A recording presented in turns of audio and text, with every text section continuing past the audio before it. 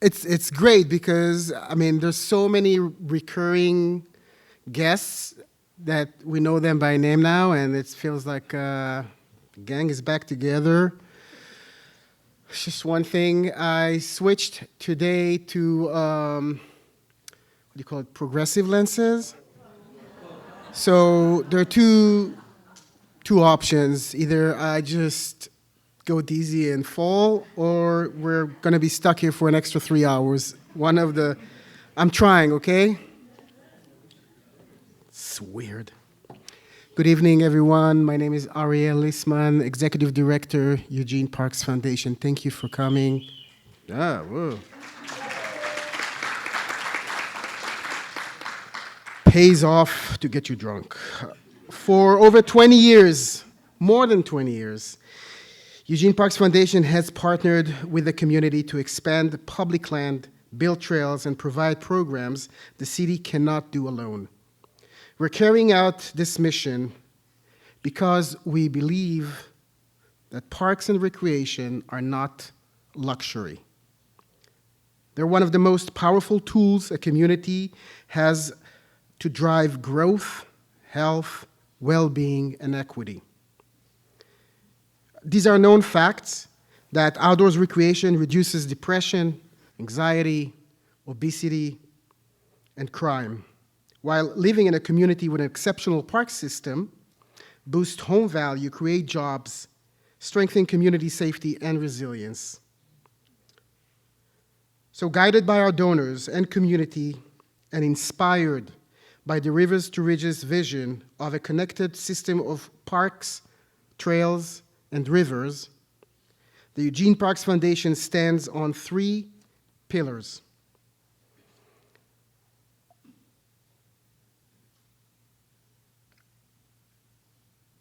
Conservation, recreation, and activation.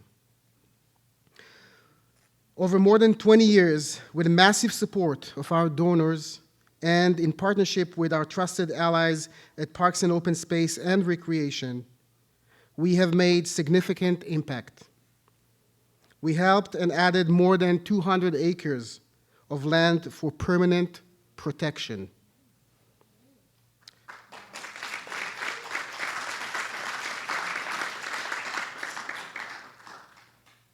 We have funded over 50 wayfinding signs, small dog parks, spray play areas, dozens of recreation scholarships, and miles of trails for hikers, bikers, and runners.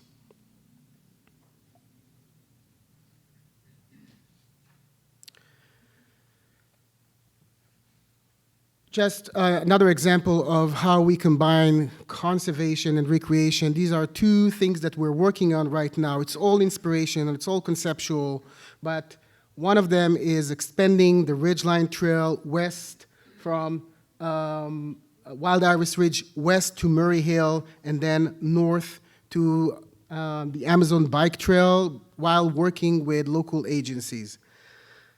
The second one is also figuring out how to connect Spencer Butte, Blanton Ridge, South Eugene Meadows, Forest Ranch, which is a new acquisition, and South Fork, Spencer Creek. Joe Moll, thank you so much. Where are you? Mackenzie River Trust, thank you for all you do. So figuring out how to connect all of them with a trail system. Also, in terms of activation, we launched an Agents of Discovery app in Eugene, a mobile game that brings families together to explore and enjoy our parks. The thing is that our growth and our growing needs are outpacing funding. And if we wait, we risk losing vital green space. If we wait, too many of today's kids and families will go without safe and welcoming space to play and recreate. If we wait, the wait list for vital programs will keep getting longer while the opportunities to participate keep getting shorter. But here's the good news. Momentum is on our side. The city is collaborating with us. Community partners are stepping up.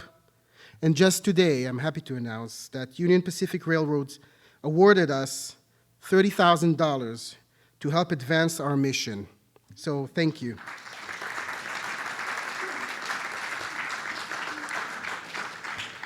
Eugene Parks Foundation is looking forward to partnering with the Chamber of Commerce on its Elevate 2028 movement, a vision that aligns seamlessly with our mission to strengthen conservation, recreation, and community activation for a thriving Eugene.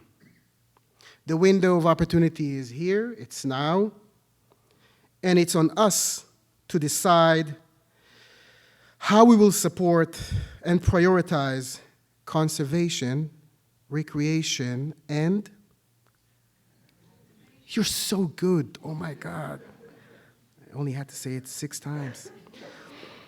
Many in our community have already chosen us and chosen to fuse their own legacy with Eugene's future, ensuring our city will thrive with prosperity, vitality, and an exceptional quality of life. Tonight, we invite you to join them, to join us, to be part of this movement, to invest in the 3 pillars that make Eugene such a remarkable place to live, work, and play. Pause for applause.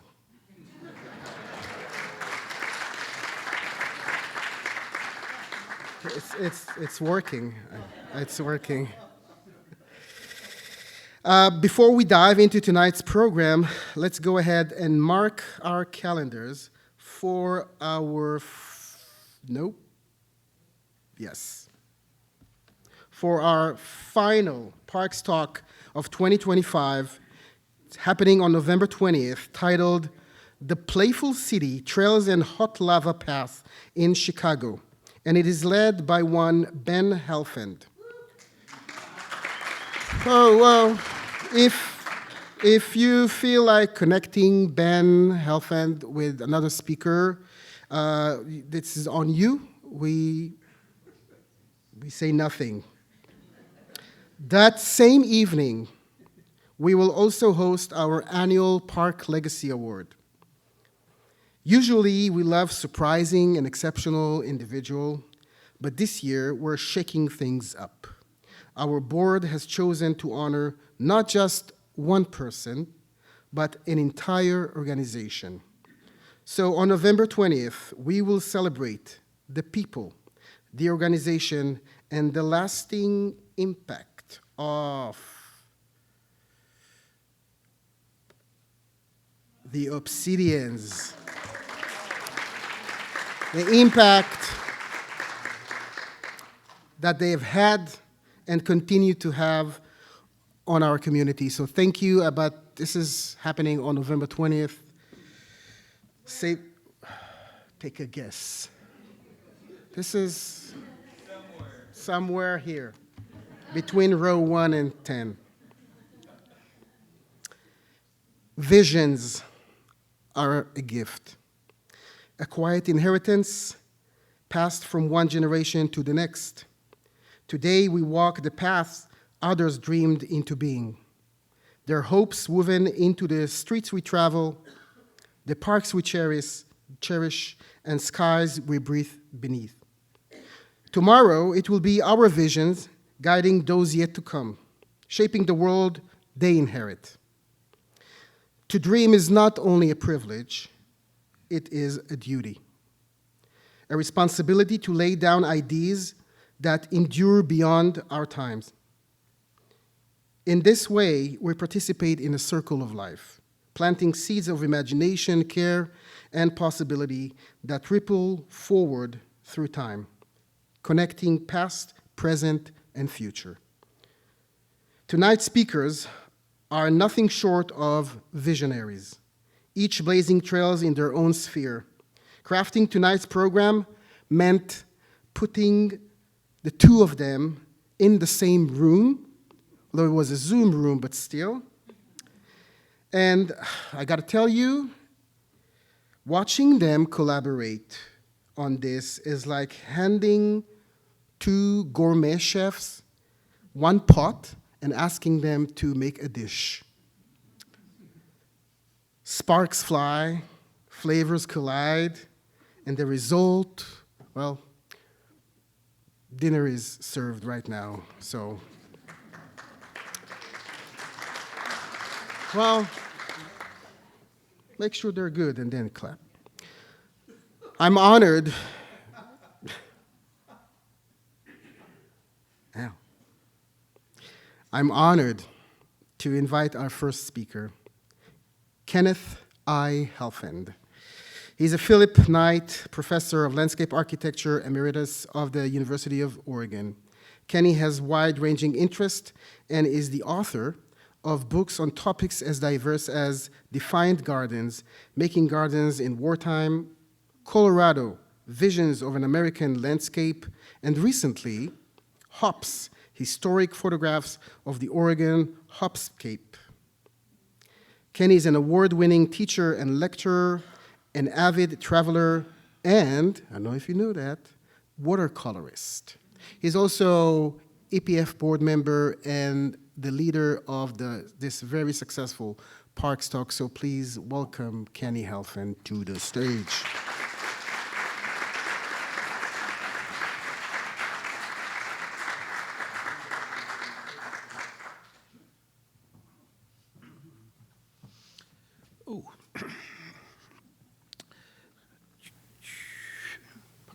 Thank you, Ariel. If you haven't, how many people here have used the Agents of Discovery app? Okay. If you haven't, and you have small children or grandchildren, do it.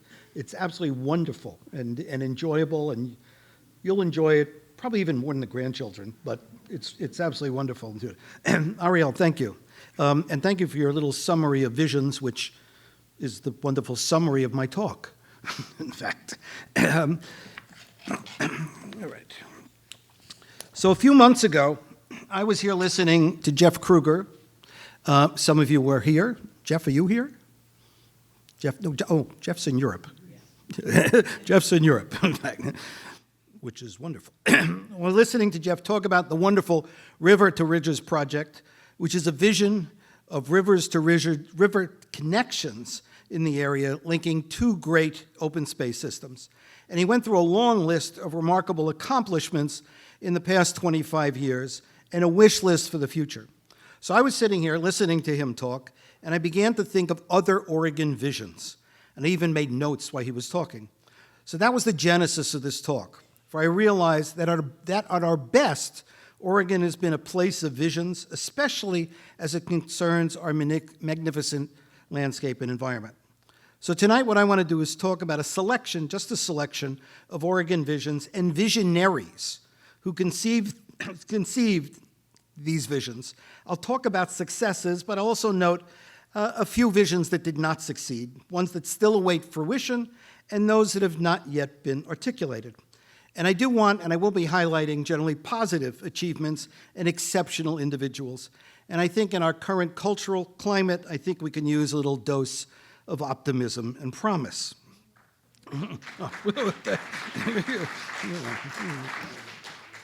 That, of course, was not a political statement. I am focusing on those that have impacted our physical environment and not those from other realms and what has become known as, historically, as the Oregon system of initiative, referendum, and recall, an early indication, in fact, of the state's desire for citizen involvement, even if we now question that it can sometimes be abused. I think many of you will be familiar with examples I'm going to talk about, some of you with much more in-depth knowledge than I have about some of these, but perhaps not with their history. You all know, of course, of Governor Tom McCall, but maybe not of Samuel Dicken, Samuel Lancaster, Don Black, or Nancy Russell, or why a scenic corridor on the coast is named for Samuel Boardman. Many of our visions are a way of imagining a future, not through clairvoyance, but through imagination of seeing possibilities. Those initially may be seen as pie-in-the-sky ideas, but as we know, sometimes those ideas become reality. You can think of a vision as an idea waiting to be a plan. The vision precedes the plan. Visions are made or proposed by visionaries. They follow a pattern and trajectory. There's stages. First, there's the visionary, often, who has the inspiration. But to move beyond that stage, you need those who carry out the vision and make it a reality. They may be members of the public, a political leader, bureaucrats who make things happen and keep a vision alive, or those who rediscover or resurrect a vision. Those are the folks we often refer to as the unsung heroes. There are benefits to visions. They inspire, they act as a catalyst to action, but importantly, invariably, they're optimistic. A key question is how visions are communicated. It's imperative to be able to articulate a vision, but also to show what is possible. This is critical because you have to let the public imagine a different future, to be inspired, and ultimately to have a role in translating a vision into reality. How is it accomplished? It needs to be spoken, but also through maps, plans, stories, drawings, now AI, alternative futures, and it needs to be repeated to as many different audiences as possible. Daniel Burnham, who was the architect of the 1909 plan for Chicago, also with Frederick Law Olmsted, they were the co-designers of the Columbian Exposition, the 1890 World's Fair in Chicago. Burnham said, and I quote, and some of you know this, "Make no little plans. They have no magic to stir men's blood and probably will not themselves be realized. Make big plans. Aim high in hope and work, remembering that a noble logical diagram, once recorded, will never die, but long after we're gone will be a living thing, asserting itself with growing insistency." It's instructed to look at past visions that reach fruition and visions that have been resurrected. Of course, Oregon is not alone. America has a history of inspiring environmental visions. Think of Frederick Olmsted and the design of Central Park, the first major park in the United States, or his park system plans for the city of Boston, the Emerald Necklace, that introduced the idea of park systems, or the visions of World's Fairs, the New York World's Fair in 1939, or the World's Fairs in Chicago during the Depression and in the 19th century, or our creation of national parks, national forests, wilderness areas, all American ideas. America at its best, something it is good to be reminded of when we're not always at our best. Oregon's visions begin early in the 20th century. So the year is 1913. Along Oregon's magnificent coast, often the only way to move north and south along the coast was along the beach, for the headlands were dramatic obstacles to transportation. The coast highway, as we know it, was not built until the Depression, the 1930s. So to move north and south, people moved along the beach, especially, obviously, at low tide. In 1913, in an act of inspired political imagination, Governor Oswald West declared that since folks traveled along the beach, he then declared that the beach was a highway, okay? And the state had jurisdiction over highways, that the beach was public, and in fact, a fact that was shared originally only by Hawaii and now subsequently granted to other states. So in 1915, after his term as governor, Governor West wrote, "No selfish interest should be permitted through politics or otherwise to destroy or even impair this great birthright of our people." And it was not until 1967 that the Oregon Beach Bill was passed by the legislature, finally codifying Oswald West's visionary gesture into law. And in places, the beach still, in fact, in places, functions as an actual highway. Highways are for transportation. What of a pathway, a trail? The accessible shoreline functioned as a trail as well as a de facto highway, but not everywhere. In 1959, Samuel Dicken, a University of Oregon geography professor, anyone here old enough to have taken a class with him? Okay, we're all younger. Okay. Sorry. Dicken proposed the idea of an Oregon Coast Trail.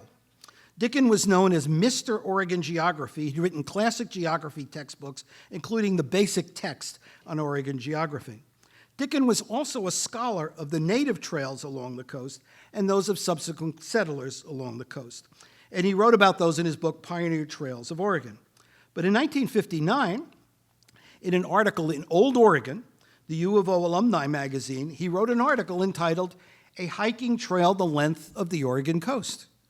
Dickon, along with his wife Emily, were avid hikers. And in this proposal, in this text, he wrote, "Having spent many happy and interesting hours hiking along the coast, not only along the seashore, but through the length of the Oregon coast, and mindful of the difficulty in reaching certain sections, I've proposed that the establishment, of an Oregon Coast Trail extending the entire length of the Oregon coast from the Columbia River to California and as close to the shore as possible." He added, in fact, that some of the best scenery could not be seen from the coastal road, and the trail could link together a system of coastal state parks that were being developed. So 100 miles of trails, in fact, were not on the beaches and would need to be built. He also noted that this could happen only because Oswald West had declared, in fact, that the beaches were a public highway. As we will see in several examples, one vision supports or sets the stage for another. The idea, in fact, gradually reached fruition. After the Oregon Recreational Trails and Systems Act in 1971, Oregon State Parks began, in fact, developing the Oregon Coast Trail. The first section was built in 1975, and it's been gradually filled in to the current day with only a few minor gaps remaining. And I'm sure that everyone here, almost everyone here, who here has not walked on some portion of the trail? Anybody? Okay. You've been on the beach, so you've been there. Okay. The same year that West declared the beaches as a highway, a more conventional highway was being proposed along the Columbia River. It was conceived as a scenic highway, in fact, the first in the nation. Remember, this is 1913. Cars were just coming into their own. The Model T was a new thing. The state had just commissioned a new state highway commission, was formed, and it was the year, in fact, that the first closed-body cars were used. In other words, a car that actually had a roof, okay, for sale. Few roads, in fact, in the state, hardly any roads, were properly paved. Nationally, there was a good roads movement, and going for a drive, in fact, was a new leisure time activity, a chance for people to see the countryside. So construction of the 74-mile Columbia River Highway began in 1913 and was completed 10 years later. When it was done, it was the longest stretch of paved road in the entire state. Many people contributed, but two individuals made it happen. The highway was the vision of a man named Sam Hill, an entrepreneur and, in fact, good roads advocate, and he recruited the engineer and landscape architect Samuel Lancaster, in fact, to design the road. They, in fact, had traveled together to an international road exposition, in Europe in 1908, and Hill was especially impressed by, my pronunciation is probably wrong, by Switzerland's Axenstrasse, a road built along Lake Lucerne that included a windowed tunnel. The highway was a significant engineering achievement, building along hillsides, tunneling through mountains, bridging streams, and creating, this is kind of ad for it during the time, and they, in fact, then created a windowed tunnel at Mitchell Point, which, as some of you may know, has been recently reopened as a hiking trail, hiking and biking and for pedestrian, inspired, in fact, by what they'd seen in Switzerland. If you visit, and sections of the trail you can still walk on or ride your bike on, or a few of them drive on, and this is it a little more than 100 years ago. Okay. If you visit Mary Hill, the museum that was originally Sam's Hill Estate in the Columbia Gorge on the Washington side of the gorge, they're segments of a series of experimental roads that Hill built on his property known as the Loops. Portions, in fact, have been restored, and in fact, you can go if you like, and you can drive the Loops, okay? Portions of the highway were paved over by I-84, but in the year 2000, 51 miles of the remaining miles of the highway were designated as a National Historic Landmark. So the Columbia River Highway was not the first recognition of the spectacular landscape of the Columbia River Gorge and the power of the river. Lewis and Clark were overwhelmed when they passed through the gorge in 1804. For the highway provided access to the gorge and the magnificent, sublime scenery and waterfalls. John Yon Sr. was a lumber baron who, in fact, had supervised construction on the highway. His son, whose picture you see here, was the pioneering Portland modern architect and ardent conservationist who was only 25 when he purchased land at Chapman Point on the Oregon coast near Cannon Beach that ultimately became part of the state park system.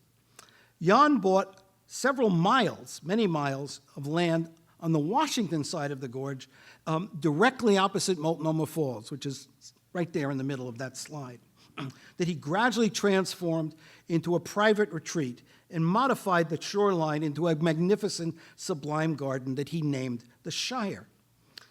One day, in 1980, he invited Nancy and Bruce Russell, people he had never personally met, for a picnic at the Shire. The story goes, as reported by the reporter Randy Gregg, that after a wonderful afternoon, Jan said something like, "Don't you think all of this deserves to be saved from development? And then who will do this?" And Gregg then goes on to describe as essentially putting the ask on Russell. Fundraisers here understand the process. Certainly Ariel does. That was the catalyst. One visionary asking another to join his vision. Russell would go on to form, and there's the gorge in Multnomah Falls when it was, well, the falls was always there, but access to it was new. Russell would go on to form the Committee to Save the Columbia Gorge. And only 9 years later, that was in 1979, only 9 years later, in 1989, the Columbia River Gorge National Scenic Area, encompassing 85 miles of the gorge, was established in a rare across-state border of cooperation. It was only the second national scenic area after the Morro Basin in California. A Columbia River Gorge Commission was formed that guides, and still guides, the implementation and management of the area. This all happened despite extremely vociferous operation from landowners, especially on the Washington side. Nancy Russell was vilified for her efforts. There were, as you see here, bumper stickers, "Save the Gorge" from Nancy Russell. Her tires were slashed and her life was threatened. Any of this sound familiar? Mm-hmm. Yellowstone, as we know, was the first national park established in this country in 1872. The first national conference on state parks was held in Iowa 50 years later, almost 50 years later, in 1921, instigated by Stephen Mather, who was then the director of the Park Service. This catalyzed state park development around the country, and especially in the Pacific Northwest. In Oregon, there had been earlier activity to preserve the state's scenic landscape. For example, Jessie Honeyman, you all know the park in her name, established the Oregon Roadside Council in 1931 after working for that same Good Roads movement that I mentioned earlier, and she also was a local Garden Club member.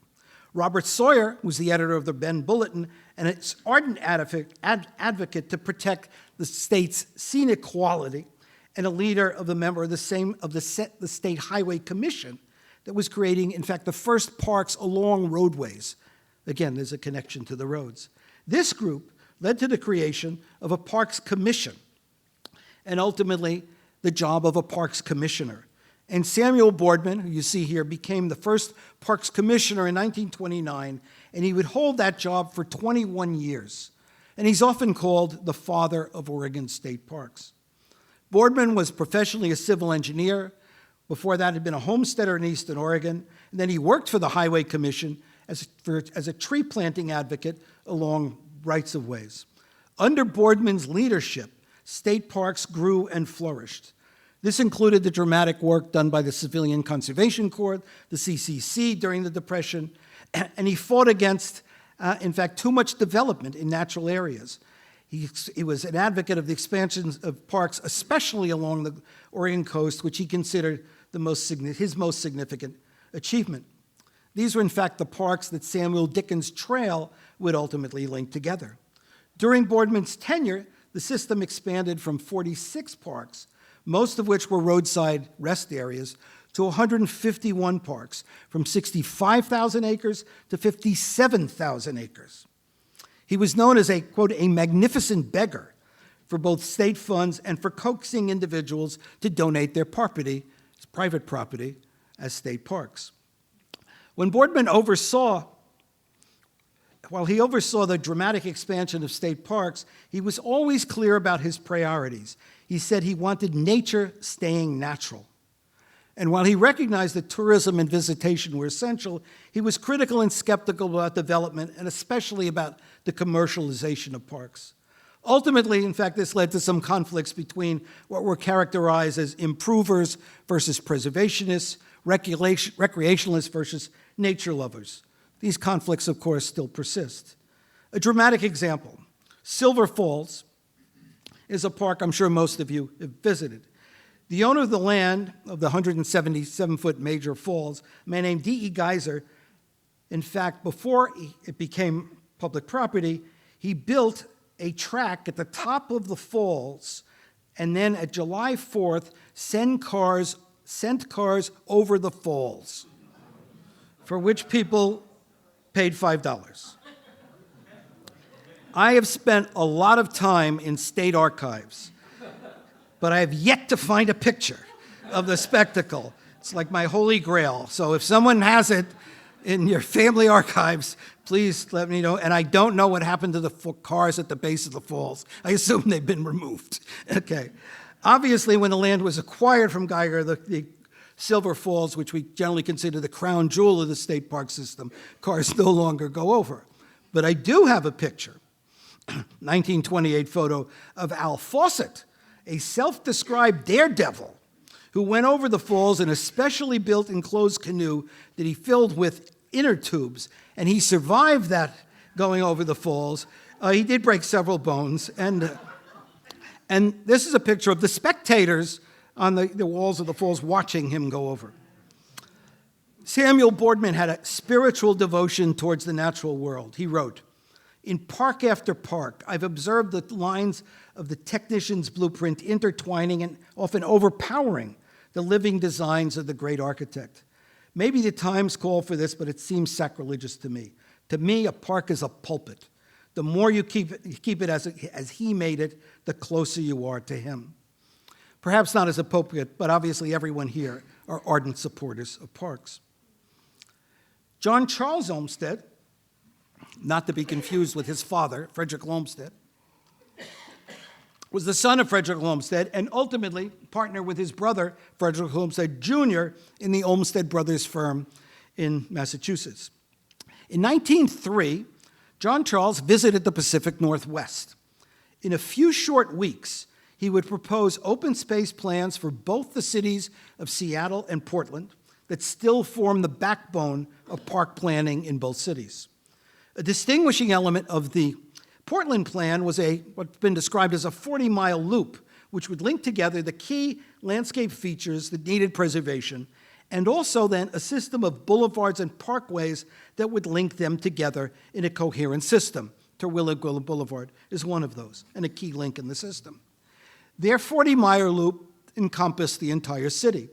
Essentially, a century after that vision, another loop was envisioned, connecting new places which were both old and new technologies. The loop was expanded in length, but true to the initial concept of preserving areas distinguished and unique landscape features and linking them together through parkways and open space system. It should be noted that, in fact, the word and concept of parkway was invented by Olmsted Sr. when he was designing parkway systems in New York City. Thus, you had a vision that was resurrected many decades after it was initially proposed. A modern variant of a loop system is Portland's 4T Trail. Has anyone taken it? A couple. Good. Okay. This was an inspiration of a father-son team. In 2006, Don Blake, a trail and pedestrian advocate from Southwest Portland, and his son Luther, who's now a biology professor, were looking at the tram that was under construction that links both the South Waterfront and OHSU on the hillside. They imagined a way to link the tram to the train, the MAX system, the trolley that snakes through the portions of the east and west sides of the Willamette River, and the existing trail systems in Washington Park. In other words, a tram, trolley, train, trail system, a 4T system. Each of these 4Ts was a product, each of these 4 Ts was a product of a vision. Each of them has their own history. The mayor supported the idea with many others. The trail, in fact, was branded, an important step in its recognition, a logo designs, and signs added in 2009. You can take the trail. It's about a 10-mile loop, takes about 4 hours, so you can take any piece of it. It offers, when you're on it, magnificent views of the city on foot, in motion, and with intimate and distant views. It takes you to Council Crest, the highest point in the city, through OHSU and downtown, all based on what was a conversation between a father and son. There are visions that are corrective or need correcting, fixing what at one time was seen as a good idea, but in retrospect turns out to be a mistake. One view that is seen from the tram and the train in Portland and the park are the park developments along the Willamette River waterfront. Many individuals, mayors, planners, designers, citizens have contributed to the creation of what you now see. But the most visionary aspects of the park were, in fact, a reaction to highway development. In Portland, Robert Moses, the planner of the state parks and parkways in New York City, did a plan for Portland in the 1940s. It was 1943 when America, all of America, was enraptured with the automobile and redesigning cities to accommodate them.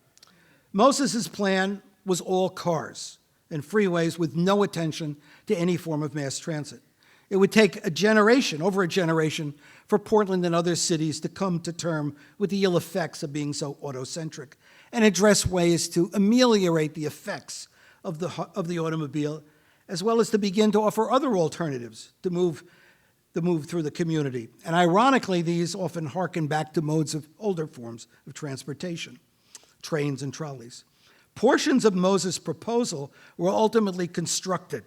In fact, he had freeways going on along both sides of the Willamette River. I-5 essentially became one of those on the eastern side of it. He also proposed the highway loop all through downtown, okay, blocking access to the river, okay? And that became Harbor Drive, which was in fact constructed, that you see there. But in 1968, it was proposed to widen Harbor Drive to accommodate even more traffic. In fact, that most of the traffic had been rerouted, not from downtown, but around I-5.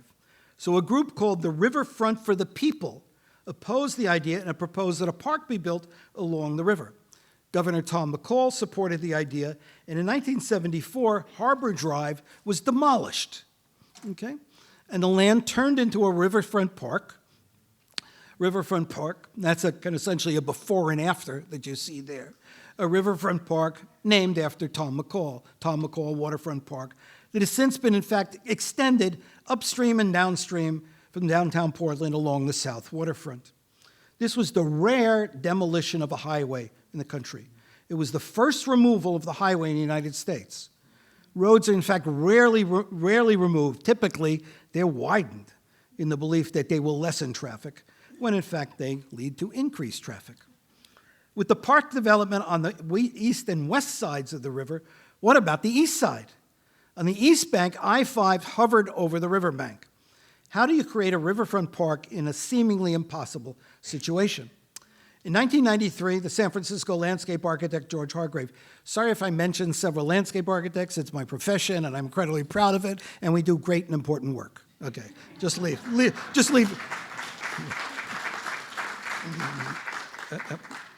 I'll take that on behalf of the profession. Okay. George Hargraves, and you see him here. George Hargrave proposed a park that hugged the riverbank and where it was impossible to building a floating bridge as a connector. The concept was essentially fully developed and realized by Portland landscape architect Carol Mayer Reed, who you see there. It was then coined the East Bank Promenade and then renamed the Vera Katz Esplanade for the city's mayor who spearheaded the project. These riverbank, then you have at the city now paired riverfront projects now characterize Portland's waterfront, and both in fact have been extended upstream and downstream. I assume everyone here has been to portions of this as a visitor and walked along portions of these, as well as the bridges that now connect both sides of these. So let's step back in scale from the city to the river valley. Oregon has had a series of governors who put their stamp and reputations towards recognizing the unique character of Oregon and creating the institutional framework to ensure its protection. In 1966, Robert Straub, who was then the Oregon State Treasurer, during his campaign for governor, proposed public ownership of lands along the Willamette River. He, in fact, lost the election to Tom McCall, but the idea had taken root. McCall was a journalist turned politician with an outsized personality, a master communicator who articulated the need for the state to preserve its unique qualities, its coastline, rivers, the Willamette Valley's agricultural land. And in 1970, the same year as the first Earth Day, McCall initiated what he called Project Foresight. The impetus for the project was a growing awareness that if sprawl and uncontrolled development continued unabated, some of you remember those, yes, unabated, it would destroy the very qualities enjoyed by people of the state. And he often pointed to California, not always fairly in fact, in opposition to how Oregon should proceed. And there were bumper stickers, "Don't Californicate Oregon." Under him, the governor's office commissioned a San Francisco office of landscape architect, Lawrence Halprin, to prepare a public document that would address alternative futures for the valley. And they produced a study called The Willamette Valley Choices for the Future. Ever the newspaper man, McCall sent the resulting tabloid to thousands of Oregonians. And the publication claimed to be an environmental primer, employing scenarios as a way of foretelling the future. And the report presented diametrically opposed scenarios. The first was a projection of current trends. The second proposed alternatives. And the areas of impact were addressed: land use, transportation, open space, recreation, energy, and many other things. The report strongly recommended clustered development and contained urban growth, commonplace, in fact, European practice at the time. And here you see part of this report showing from the 70s to the 2000s, and if things continued unabated, that's what would happen. This, though, set the stage for Senate Bill 100 that passed in 1973. This is Oregon's landmark land use law, one that places the state in the forefront of all national land use planning. Growth was to be managed, prime farmland protected, economic development supported, and the environment protected. And the resulting Oregon Land Conservation and Development Commission, that we all know as LCDC, established a set of statewide planning goals. There were 17 goals that you see here. Some of you know these very well. Some of you, in fact, worked on these professionally, a document well known to planners. I won't go through them all, but it's a remarkably comprehensive list. But they were grounded in principles of citizen involvement and the basic concept of land planning as a basis for decision. These principles might seem obvious and second nature to us in Eugene, but the idea of citizen involvement and planning was, and to some extent still in many places in the country, an anathema. For many see it as, don't tell me what to do with my land, and so on. Two key signature goals are worth noting. First is the establishment of the Willamette River Greenway. Finally legislated in 1973, the idea, in fact, that Straub had first proposed, the early visionary. Within the boundaries of the Greenway, development was to meet certain criteria with the goal of protecting the riparian lands along its banks as the river cuts through the valley, and in fact proximity to the bulk of Oregon's population that lives within the watershed and along the 255 miles of the river from its source till it hits the Columbia River. The second critical goal, this is the Greenway boundaries as it moves through Eugene. Okay. The second critical goal was mandating the creation of urban growth boundaries. And that shows a map of the cities in the state. A UGB to control and structure urban development. Again, this was an innovative urban planning process that, while common in much of Europe, was rare in the United States and still is. Just drive to our neighboring states, Washington, California, and you in fact see the difference as you go across city limits. All of these ideas, okay, you see that from the air, or if you want to know this, those are the boundaries of Eugene's urban growth boundary, and then a series of urban reserves beyond that. All of these ideas, LCDC, the Greenway, UGBs, had many contributors, and while in practice now for many, many years, they're still subject, of course, to debate, but they persist even when not always perfect in execution. There are other visions that I won't go into in any detail, such as the sea to sea, the Corvallis to sea, valley to coast route, which in 2004 was instituted a partnership that created and worked successfully with the Siuslaw National Park officials to create, in fact, a 62-mile-long trail. This was an idea first proposed by OSU students in 1974. Okay? The state has other Rails to Trails projects in the state. There are 27 Rails to Trails projects covering 303 miles with 10 more underway. That's my friend Tom there. Okay. Let's look closer to home, Eugene. In 1937, Spencer Butte was in danger of being logged. It was already a second-growth forest. F.M. Wilkins, then the 90-year-old chairman of the Eugene Parks Commission and former mayor and pioneer businessman, headed a committee to save the Butte. Community members tried to get funds to purchase the land through bank loans, but they were unsuccessful, so they tried a public publicity campaign to save money for the Butte, and supported by the Eugene Register Guard and the Eugene Daily and the papers that were in the city. The slogan was, buy a piece of the Butte. No one was asked to donate more than $5. Over 1,000 folks did when the population of the city was about 18,000. A down payment was made, and the city ultimately purchased the land. At the time of the purchase, it was 3 miles south of the city limits, and there were no paved roads to the park. In 1939, it officially became part of the park system. Okay? In 1939, Wilkins wrote, and remember, Eugene boys and girls will be climbing Spencer's Butte 50 and 100 years from today to be inspired by looking over the city built out to the very foot of the Butte, which in fact happened. The Butte to Butte race began in 1974 and now has over 5,000 participants. Who here has run the Butte to Butte? A good number of you. I was going to ask, who has run more than one? I was going to say, how many T-shirts do you have? I was going to ask. Okay. All of them. The race originated in 1973 as Storm the Butte. Did anybody run that? Okay. Storm the Butte, where people literally ran directly up the Butte. A horrible idea for the Butte's environment, so then it was abandoned for the road race on the ground. We have other visions that have come to pass. In 1970, the Eugene Bicycle Committee was formed with Ruth Baskin as an original member in 1971. And in 1971, the Oregon Bike Bill mandated that 1% of all transportation funds go to bicycle or pedestrian improvements, and that catalyzed action. Nothing like funds, in fact, to get a ball rolling. Something Ariel was talking about too. So in 1972, the first bike path was built just over the Autzen Bridge. It took 25 years to ultimately complete. Eventually, the system was completed with 4 bridges across the river, which is unique, and links then to trails throughout the city of Eugene and Springfield. Okay. If you go to the U of O library, you can watch a film, I watched this the other day, that was made in 1972 by Ruth Baskin that was trying to promote bike usage.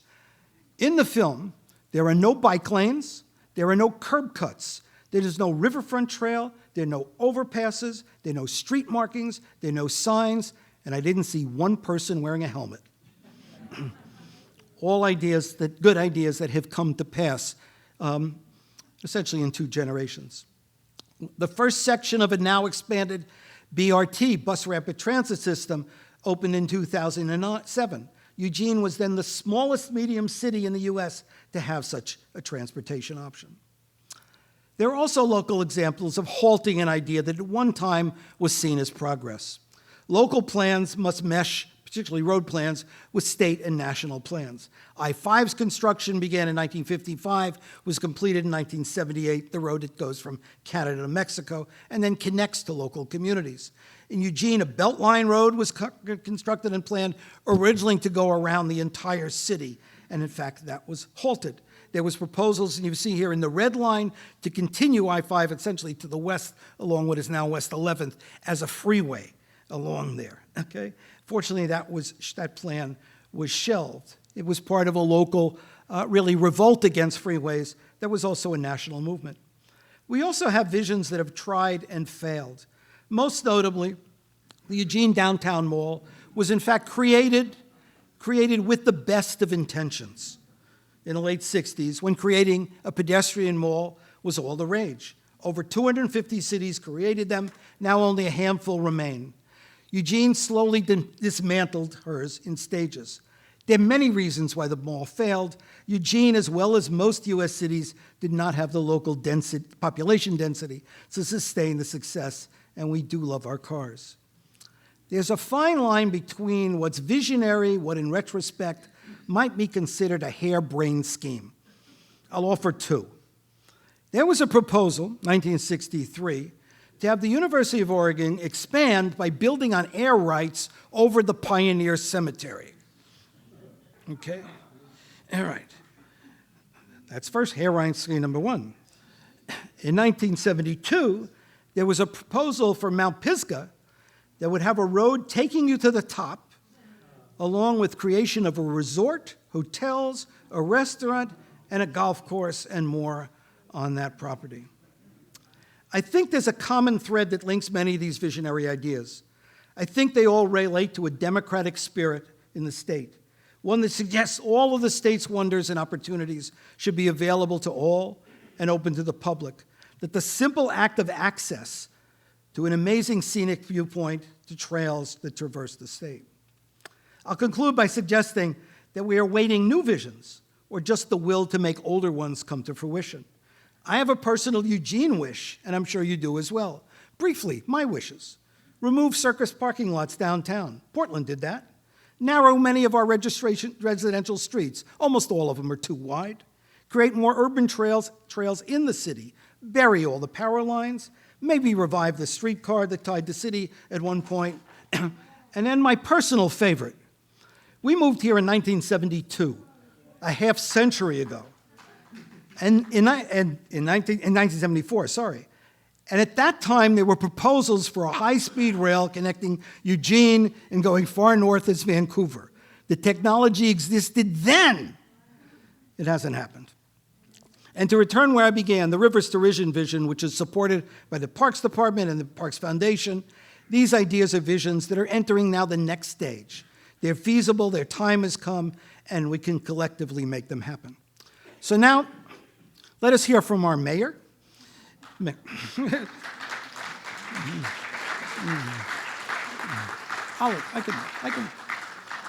Kaarin Knudson. Kaarin is an architect and urban planner by profession, and Ari and I asked her if she would briefly share with us some of her thoughts and vision for Eugene. Last Friday, there was an official opening of the wonderful new, in fact, visionary Riverfront Plaza downtown. How many people have been to it? Yeah, it's excellent.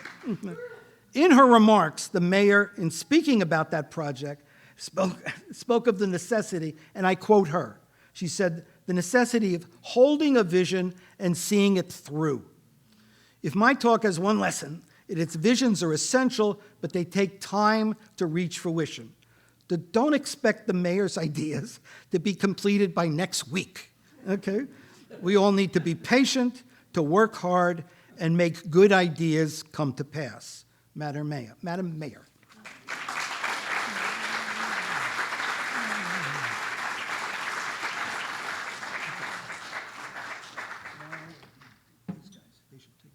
Oh, yeah.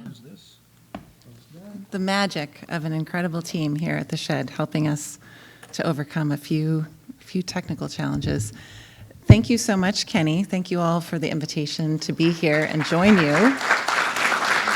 Thank you. I always begin by acknowledging that it is truly a pleasure to be your mayor, and it is a great joy to be raising our family in the city of Eugene and to be investing our lives in the future of this place. And one of the things that I care so deeply about and love so much about the Parks Foundation is how clear the love that all of you have for this community is, and the ways in which you express that love through your actions, your volunteerism, your advocacy, your connectedness in community, and that helps us all to be better. And so I'm grateful to you for that work. I'm going to be raising my right hand throughout this presentation as a signal to my friend in the back to advance slides, because I can't see them except for this tiny piece of paper. And it will be a little bit more free-form and probably conversational in comparison with what Kenny just shared to you all. There we go.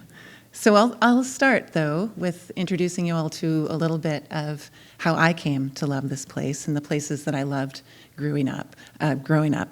I have had the experience of being a person born in the state of Alaska, living there as a young person, and then moving to the Red River Valley of the Dakotas, and then moving back to the state of Alaska. And so I grew up truly loving the natural and wild spaces of our plains and also some of the most beautiful mountains that are a part of our country's experience.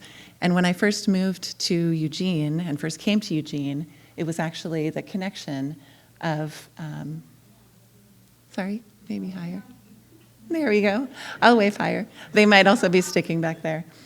It was actually the connection to this landscape that is how I fell in love with this place. I was first here as a teenager. I was here through a connection to track and field. I had the opportunity to first venture onto our Ridgeline trails, to experience the Amazon and Rexius trails, to run Pre's Trail, to find myself at this, one more, forward, relatively small venue that you may have all been to a few times. And I got to see a community rally together, not just to applaud the effort of another, but to celebrate the experience of being a part of something truly extraordinary. And that, as a young person coming here, was a transformative experience for me. I had fallen in love with running. I had fallen in love with running because it was a way for me to move quickly through mountains and along rivers and through natural spaces. And then I had the really fantastic opportunity to explore that experience here. That wasn't the end, though, of what it was that made me love this place. It was probably going out to the McKenzie River Trail that really sealed the deal, if I were to be honest. Running along that trail, standing in that water, experiencing what an extraordinary landscape that is, and continuing to learn about that landscape over this past 30 years. I'm grateful for that, and I'm grateful that every time we bring someone here for the first experience, we show them all of the things that I just showed you, and we also take a trip out to MRT and let them see a river and a river system that is like nowhere else in the world. Wouldn't be fair if I didn't mention that the abundance of this place sure gives us staying power. And that when you think about things like our growers market, the farmers market in Eugene, combined with Saturday market and the experience of that and the history of that, it speaks to an expression of an abundance within this place that is really extraordinary. And I think that there are a lot of people who, when they come to Eugene, they're maybe not thinking, I'd like to go for a 3 or 5 or 10 or 20-mile run. They're thinking, I really want to go down and check out this market because I've heard about it all over the world. And when I welcome people into my office at City Hall, and especially people who are visiting Eugene from other countries or from around the world, and ask them what they're planning to do, almost always the farmers market and Saturday market is near the very top of that list of Eugene experiences that they have heard about and they want to have for themselves. Last, I will just say that now raising our family here and the opportunity of this place to be within this valley and an experience that spatially is much more about enclosure and being together in a place that is defined by its topography, that we also have this extraordinary opportunity to venture out beyond and to go to literally the water's edge, to the ocean's edge, and thanks to the visions of previous generations that Kenny just shared with us, directly access that extraordinary resource. Now, when I was thinking about coming today and also reflecting on Jeff's talk from just a few months ago, and my part today is really a bit of a coda to the history that Kenny shared.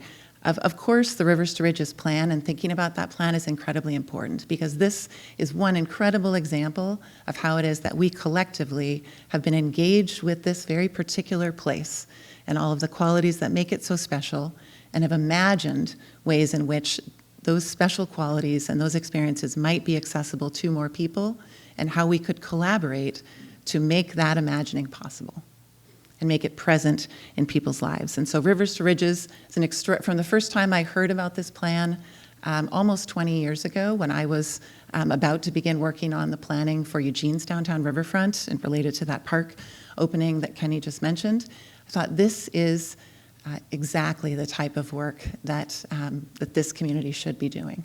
Imagining how it is that we can connect all of these things that are close in and already here and work across the boundaries we have.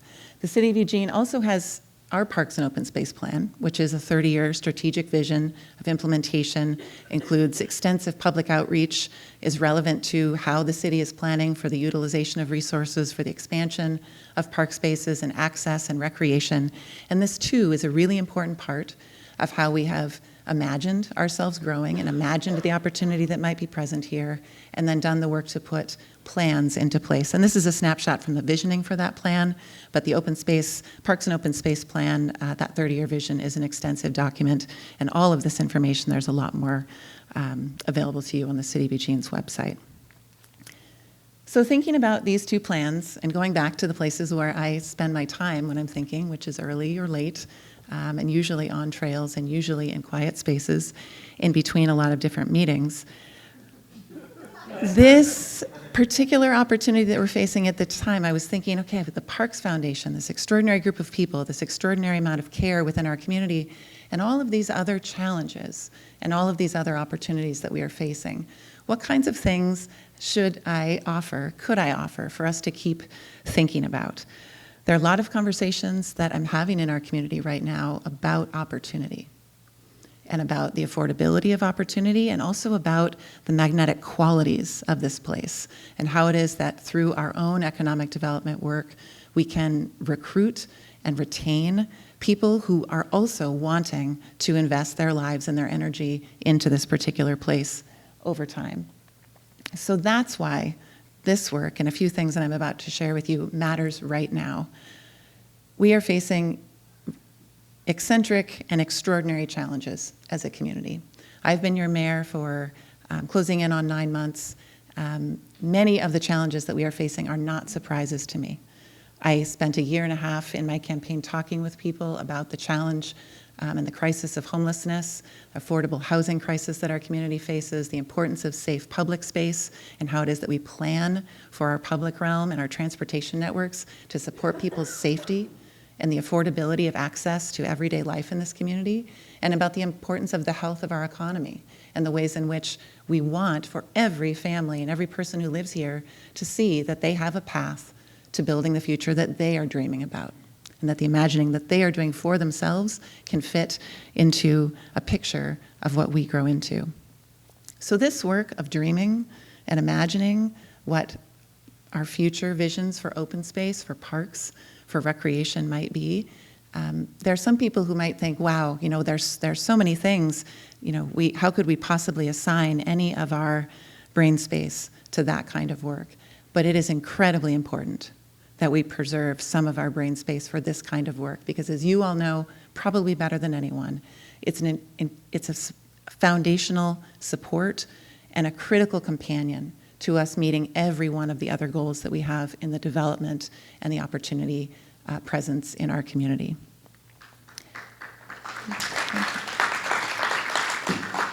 So one conversation that I have had in a lot of different places is about something that I just mentioned, the recruiting and the retaining of talent, which is a kind of wonky way of saying, like, what is it about this place that makes people fall in love with it?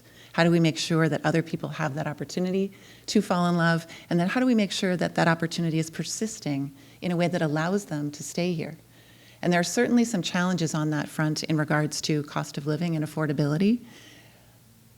But there are also some really interesting things that we've learned about the types of decisions that people are making.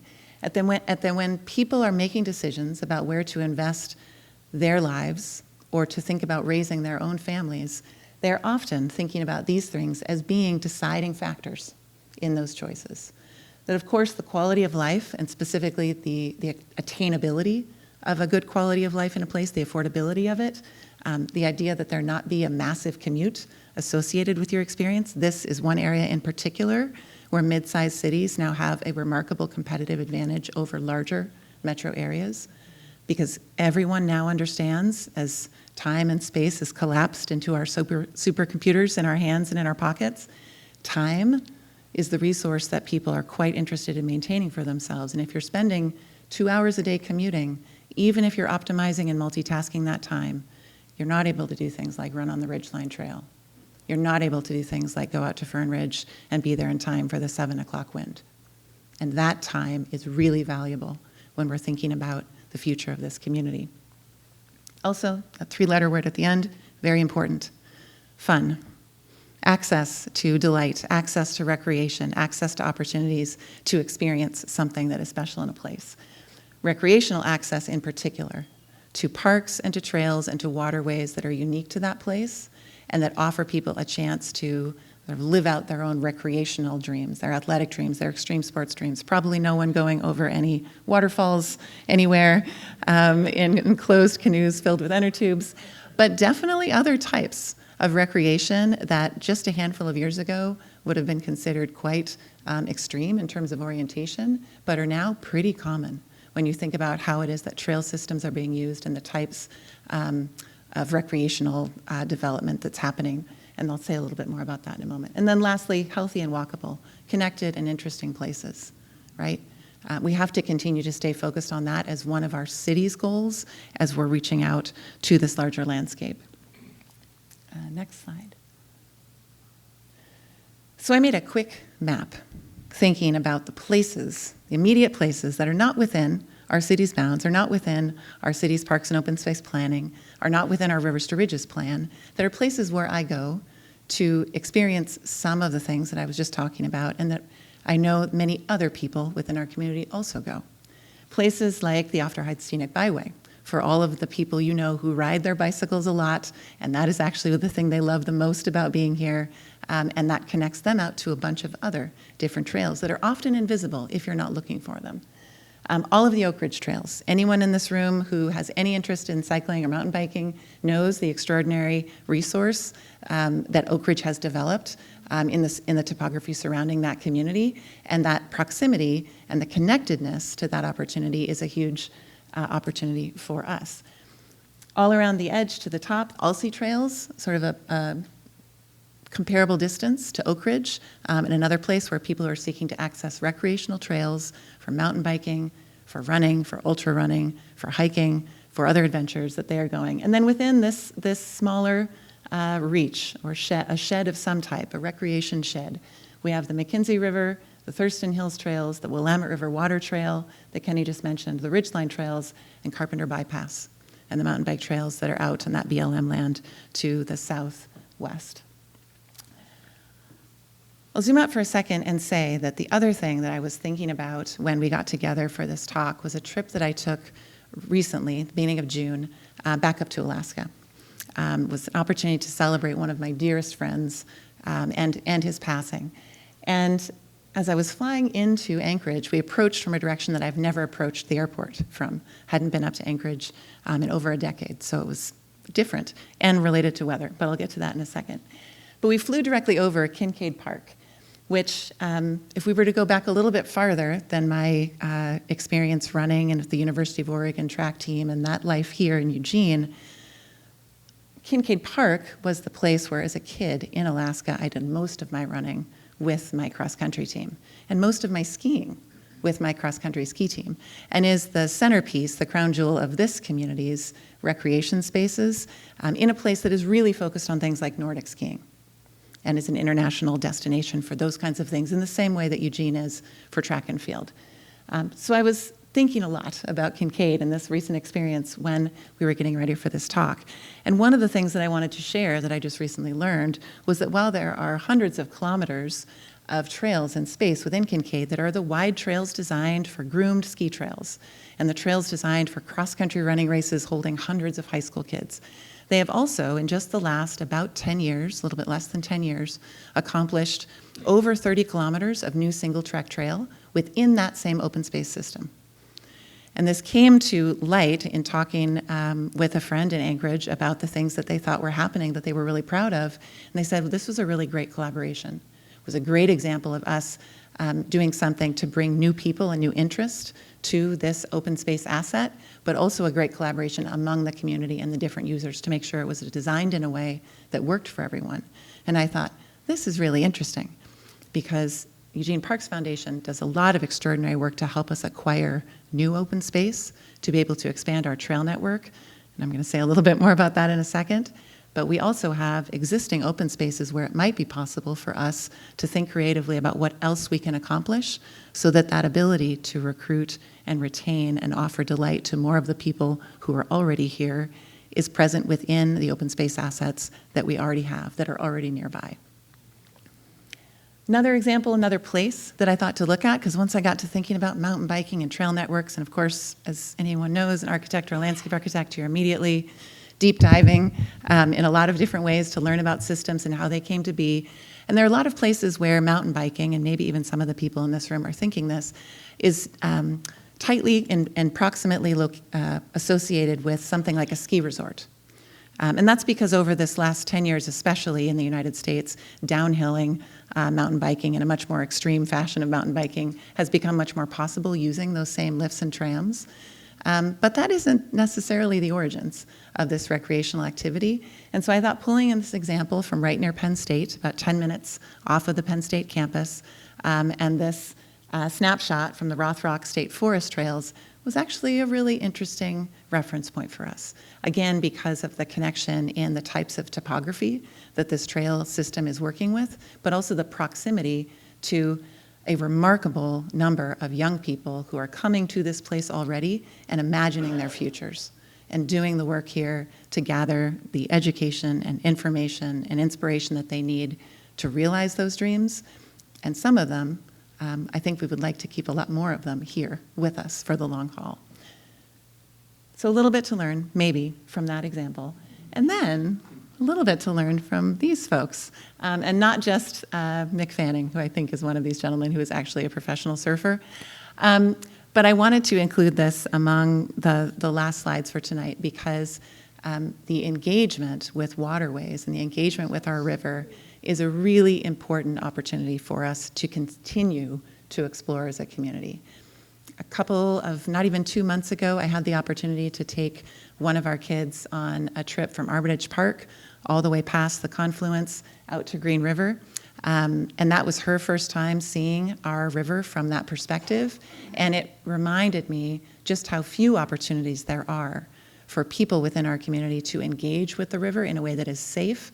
And yet we have the Willamette River and the McKenzie River right here. And not everywhere in the world gets to have a McKenzie River and a Willamette River right in their backyards with so much beauty and so much recreation and health and delight available there. So we can maybe learn a little bit from Eisbach River and Munich as well. 2 other places, just to leave you with a thought. One is the partnership that's happening and the work that's happening in Whitefish, Montana, and an example of an expansion of trail systems and networks to do a lot of, provide for a lot of this recreational capacity that I'm describing, but also to do things like provide access around a waterway so that everyone has much more access to a place that otherwise looks beautiful on a map but might not be experienced in the round, so to speak. So that work is underway and is an interesting example of partnerships, both public and private partnerships. And then the Infinity Loop from Mount Rainier. How many of you are familiar with this loop? Only mountaineers probably are familiar with this loop. The Wonderland Trail around Mount Rainier, a lot of people know as that about 100-mile trek and adventure. The Infinity Loop is the loop where you climb up and over Mount Rainier, down one side, take a left, go around 50 miles, climb up again, down the other side, and take a right. So you summit Mount Rainier twice, and you also do the entire Wonderland Trail, and it's about 140 miles, a little more than. Those last 2 miles are probably really difficult. But spatially, I think there's something really interesting here to keep in mind as we're thinking about these different loops and connections. And as Kenny referenced, there have been ideas about encircling our city with highways, and that's a particular type of infrastructure that was tied to a particular point in American history and vision about development. But there are other types of infrastructure that can be a part of how we understand the connectivity of our community and would be incredibly appealing and valuable and magnetic to the future generations of people who are thinking about investing here. So I will leave us with this reminder and a picture in your minds, I hope, of some concentric circles of opportunity and the spokes that might connect them. And I will also just say thank you again to the Parks Foundation for the invitation to be this coda to a very interesting history lesson.